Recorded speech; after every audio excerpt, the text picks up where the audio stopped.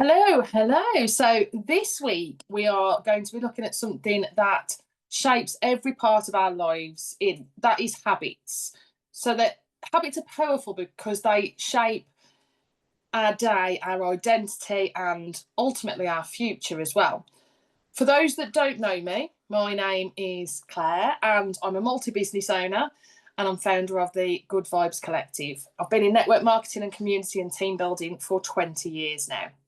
In previous episodes, I've shared lots of tips, techniques, and tools that are applicable to every walk of life, whether you are a business builder, you're a stay at home parent, whether you're in education, in a 9 to 5 job, or you're just navigating life in general. I've looked at lots of different subjects over the last few months. So have a look back at the previous episodes if you haven't already on my YouTube channel. They are all available. So, what exactly is a habit then? A habit is something that is repeated so often that it becomes automatic and we don't even think about it and we just do it. We just do that behaviour. The beauty of it is that it frees up brain space, but the danger is it can mean that habits run the show without us even knowing about it and noticing. So there's things that we do in our everyday life that we do without realising, and these are all habits. So brushing our teeth in the morning, putting the kettle on when we walk in the kitchen, grabbing our phone and starting scrolling as soon as we sit down on the sofa. These are all habits and they become second nature because they're done over and over again. When you pile up dozens of those little tiny habits, it shapes the rhythm of your day, and habits influence how healthy you are, how productive you are, how you feel in yourself, and how other people experience you as well. So, I like to talk a little bit about the brain, but this is a different brain picture to usual. Habits are controlled by a part of the brain called the basal ganglia, and it's a cluster of structures deep inside your brain. It's like your brain's autopilot system, and its job is to create shortcuts so that we don't burn out making hundreds and thousands of tiny decisions all day, every day, which would be absolutely exhausting. Habits save us that mental energy so that we can focus it on other things. So, think about driving, for example.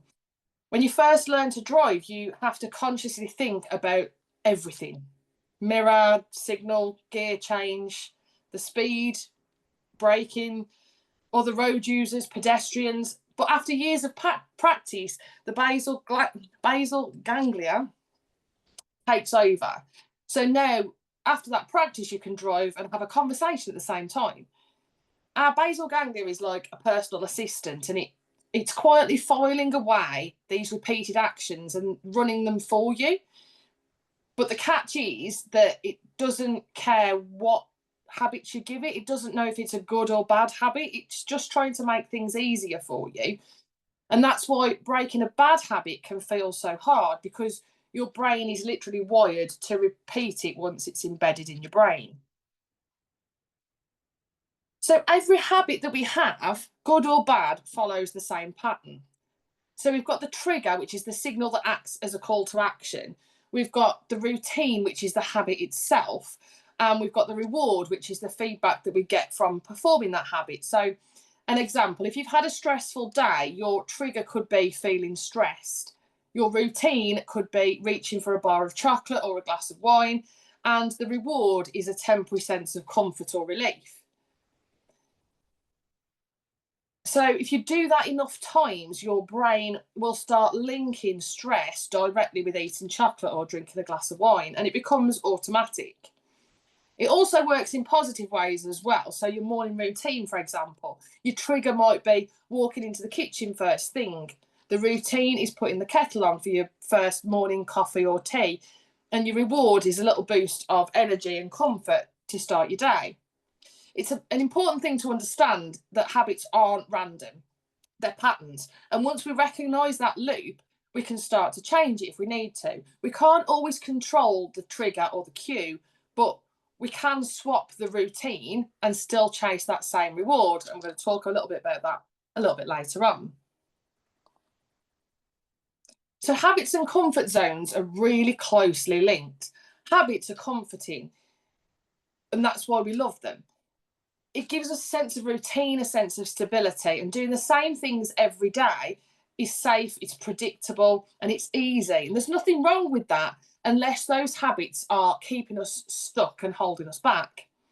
When we only ever repeat the same habits, we keep ourselves in the same place. We stay comfortable, but we don't grow.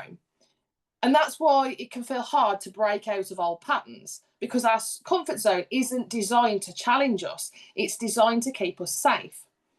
On the flip side of that, though, new habits are one of the easiest ways to stretch your comfort zone.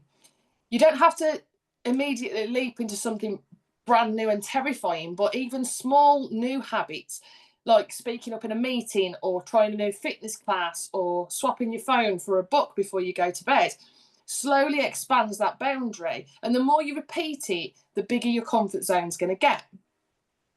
Habits can either keep us small or help us grow. And it comes down to whether we're building habits that feel safe or habits that push us, even just that little bit towards the person that we want to become. Habits aren't just about the obvious things like exercising or eating well. It's little rituals and routines that build up over time and build our identity. It's not just the things that we do, but all of these habits slowly but surely shape who we are and the way we see ourselves. It's what makes them so powerful and makes them so important as well. So, for an example, somebody says, I'm not a runner. But if that person laces up their trainers every morning and runs for 5 minutes a day, after a short while, that story will change and it will become, I run or I go for a run. And before long, they'll start to identify as a runner, because that habit is rewiring their identity. If you regularly make time to read, you'll start to see yourself as a learner or a book lover.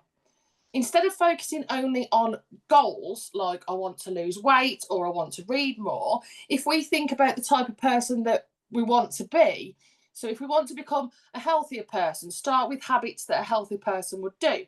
So drinking more water, moving daily, getting more sleep. If you want to be someone who's calmer, start with tiny calming habits. So a few minutes journaling or pausing to breathe before you react to anything. And the real question you need to ask yourself is not what do I want to do, but who do I want to be? Every small habit is a step towards becoming that version of yourself. So a personal example for me here are these weekly episodes. So I committed to these episodes a few months ago, and they've now become part of my weekly routine, both writing them, researching them, and presenting them. And they've become a habit. I've realised over time that not only are they hopefully helping others, but they're also building my own confidence and mindset too. They're helping me move closer to the person that I want to be and the best version of me. Not all habits are created equal. Some are just small routines that sit in their little box, like brushing your teeth or making that cup of tea. But some habits ripple out, and they don't just impact one part of our life, they influence other areas too. And these are called keystone habits. So if you think about the domino at the front of the line, knock that one over and suddenly loads of others will fall too. So some examples here: going for a daily walk, that can lead to clearer thinking, better mood, healthier food choices. Planning your day the night before can reduce stress, improve your productivity, and help with better sleep. Having a family dinner sat around the table can encourage connection, mindful eating, and better communication. Regular exercise ripples off into sleep, nutrition, and confidence too. Making your bed in the morning's the tiniest little thing, but it can set a tone of order and control for the whole day. Meal prepping on a Sunday can save money, it can encourage healthy eating, and it can reduce stress for the week. So these are all keystone habits that you can introduce. Another big piece of the habits puzzle is the environment. So we often think that building better habits is all about willpower, but really willpower is limited. If we're constantly fighting the environment that we're in, we're going to run out of steam, and the easier option will always win. So instead of relying on willpower, we need to make our environment work for us. So set things up so that good habits are obvious and easy, and that unhelpful habits are hidden and harder to reach. So some examples: if you want to eat some more fruit, don't put it away at the back of the fridge, put a big bowl of it on the sideboard where you can see it. If you want to use your phone less at night, then charge it in another room so that you're not tempted to scroll. If you want to read more, keep a book on your pillow and it's the thing that you see when you go to bed. Drink more water, then keep a bottle on your desk or on your table, so it's in arm's reach all the time. It sounds really simple, but it's really powerful, and it's not leaving habits up to chance or discipline. It's designing your environment so that healthy and positive choice becomes the easiest thing to do. So instead of asking, how do I find the willpower to do this every day, try asking yourself, how can I set my environment up so that the habit happens almost naturally? Another big influence on habits, and something that we don't often think about, is the people around us. There's a saying that you are the average of the 5 people that you spend the most time with. And when it comes to habits, that couldn't be more true. So think about it. If you are in a group of friends who are into running, you're more likely to join them for a jog, or at least feel inspired to put your trainers on. If you're with colleagues who spend the whole day snacking, then chances are you're going to be reaching for those biscuits as well. You naturally mirror the behaviours of the people that we're closest to, and it's not about copying or people pleasing, it's how our brains are wired. Humans are social creatures, and it gives us a sense of belonging, which is a powerful driver. We tend to adopt the habits and routines of the groups that we're part of because it makes us feel connected to them. The good news is we can use it to our advantage, and if we want to build better habits, we can surround ourselves with people who are already living in the way that we want to. So if you want to read more, join a book club. If you want to get fitter, spend time with people who go for a jog, for example. My light's just gone off. If you want to grow a business, then connect with people who are ambitious and supportive and maybe growing their own business too. So take a look at the circles of people around you, and if the habits of those people reflect the kind of life that you want to lead, then brilliant. Lean into those people. And if not, maybe start adding some more people and more influences that lift you up and pull you in the direction that you want to go.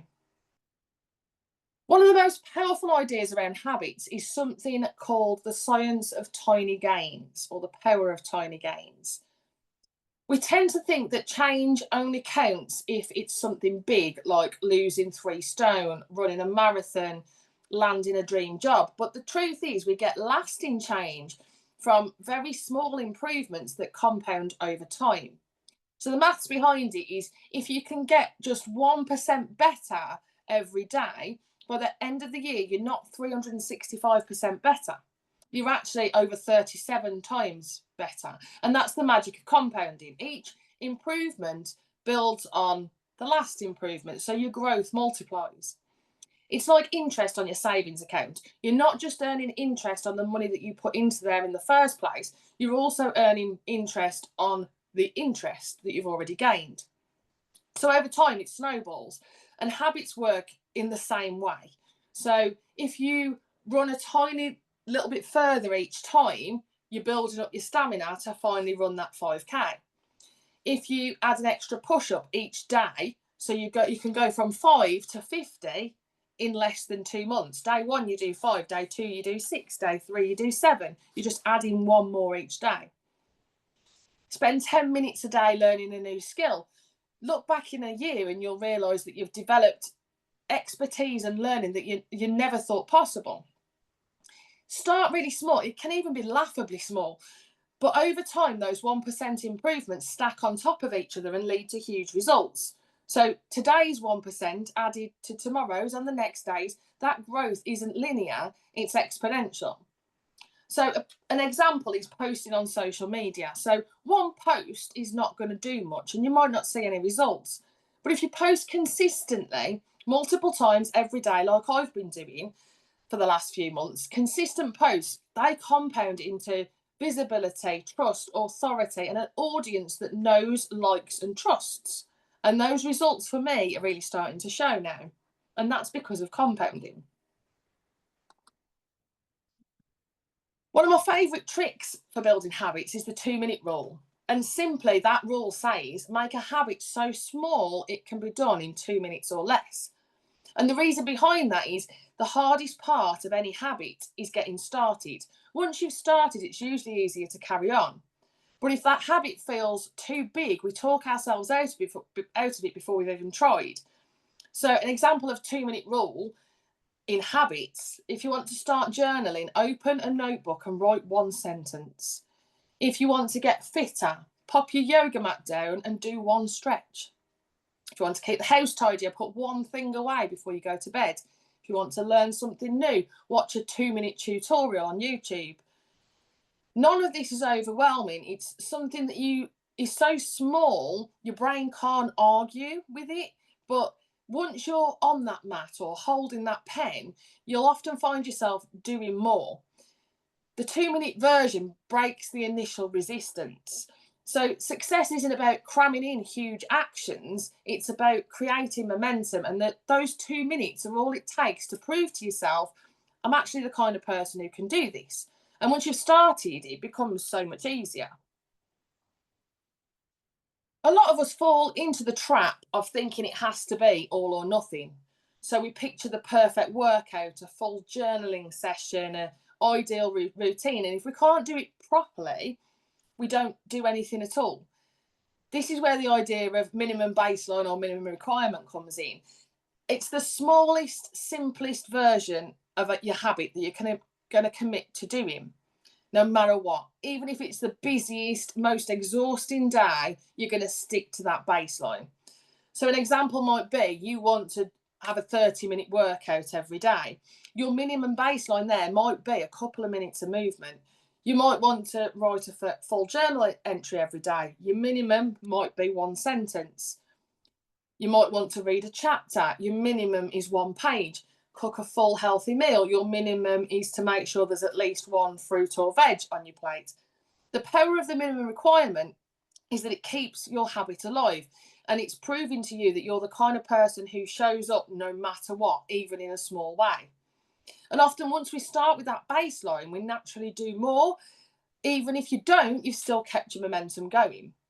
The minimum baseline takes the pressure off, and it reminds us that consistency beats perfection. And it's not about doing the maximum every day. It's about not dropping below that minimum.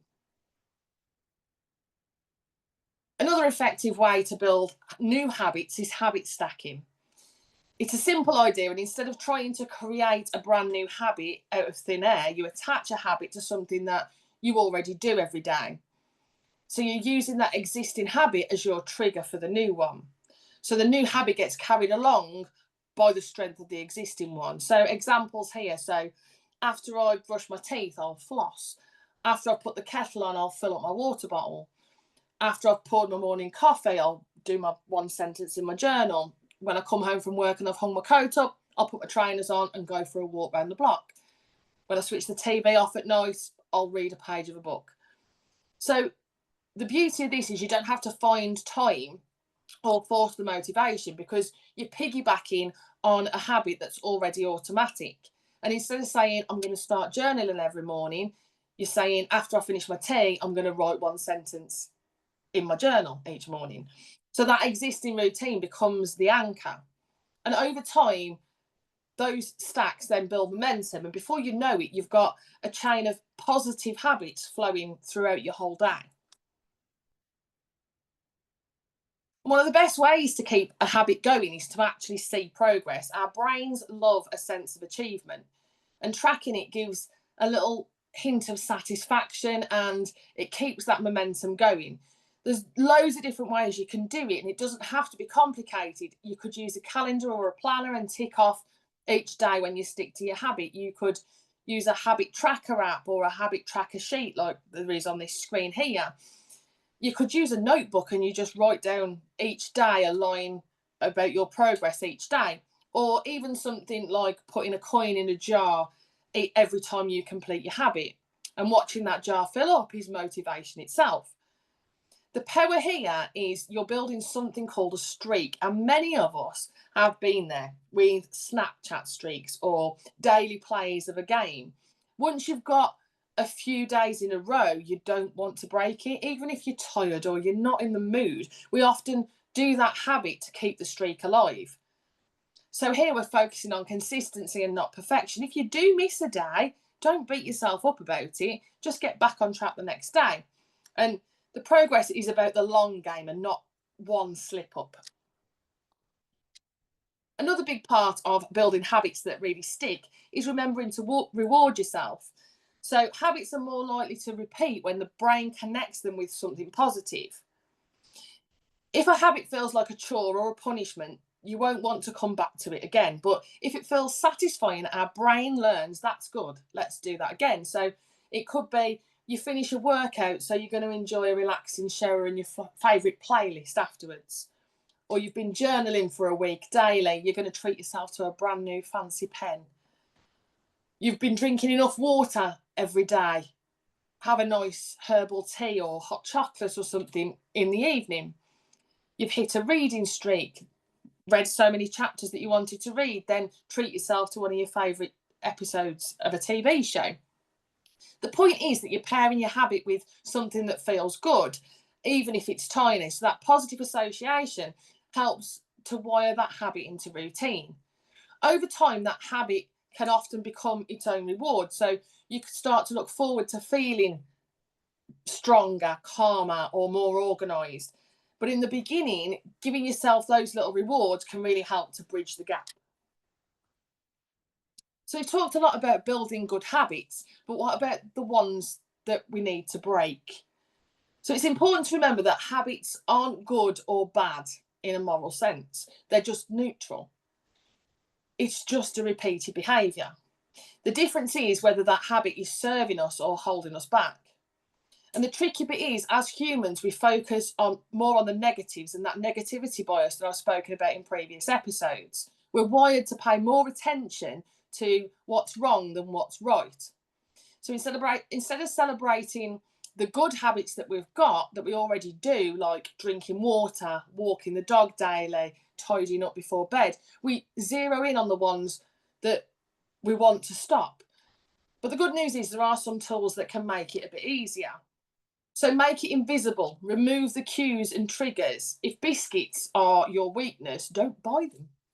If you always scroll when you go to bed, leave your phone charging in another room. Out of sight, out of mind really does work well here. Make it hard. Add a little bit of friction to make things a little bit less convenient. So if you want to cut back on the amount of TV watching, then unplug it when you finish watching it or take the batteries out of the remote. If you want to limit social media, log out every time. So you have to put the password in. You're putting that little barrier there, making it a little bit harder and adding that little bit of friction into just jumping into that habit again. Interrupt the pattern as well. So do something that breaks the automatic flow. So if you usually sit on the sofa with a snack as soon as you sit down in front of the TV, change where you sit or switch the order of your routine. That small disruption can weaken the loop. Start small. Don't try and overhaul everything overnight. Focus on one little habit at a time and celebrate your progress, even if it's just reducing the frequency of a habit. And a really big one is replace, don't erase. Habits won't just disappear because we want them to. They stick because they serve a purpose, and our brains don't like a gap either. So that habit loop that I mentioned earlier, it's easier and more effective to replace a habit than quit one. So keep the cue and keep the reward, but change the habit or routine. So instead of scrolling on your phone first thing in the morning, drink a glass of water and stretch for 2 minutes. Instead of hitting snooze 3 times, put your alarm across the room so you have to get up. Instead of getting biscuits with your tea, have a piece of fruit. Instead of collapsing on the sofa after work, have a walk for 10 minutes first and then relax. There's loads of little habit swaps that you can do. And as I say, it's all about replacing, not erasing. You're never going to just stop a habit, put it off completely, replace it with something else. So we've talked about how habits aren't just little actions. They shape our identity, they compound over time. and they remind us that success is really about systems and not just willpower. It's not a big dramatic moment that defines us, it's the small things that we do on repeat.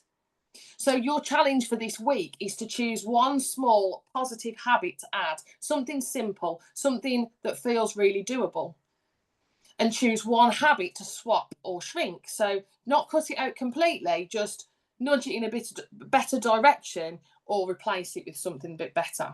Write them down, share them in the comments on the YouTube upload that will be on tomorrow, or share them in the Good Vibes Collective Facebook page. We can cheer each other on, and accountability makes such a difference.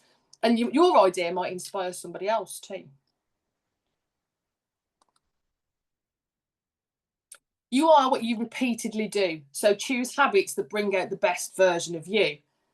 In the end, we're not about making one big change overnight. It's about little choices that we show up for every single day. The little things add up, they shape how we feel, how we show up, and the direction that we're heading in. So this week, keep choosing habits that move you closer to the life that you really want to live. I would love for you to join me on our next session. This won't be next week, as I will be at the airport, no doubt indulging in one of my habits, which is the airport Wetherspoons Point, before I jet off for a few days for my birthday. So in 2 weeks' time, on the 17th of September, we'll be diving into the topic of building resilience. So life always throws challenges at us, but resilience is what helps us bend without breaking, adapt without giving up, and come back stronger every time. So if you are ready to strengthen that inner bounce back muscle, then join me again in 2 weeks' time, 7:30, same place here on Zoom. And if you can't make it live, as always, you can catch up later on YouTube. Any questions? As always, you've got my email address, my Facebook profile and page, and my website too. Don't forget to subscribe to my YouTube channel. Drop me a like and a comment on there. And if you haven't already, then head over to my website and grab your free ebook, Mastering Your Mindset and Unlocking Your Confidence. And finally, thanks so much for joining me today. I will see you in 2 weeks' time. Bye for now. Bye-bye.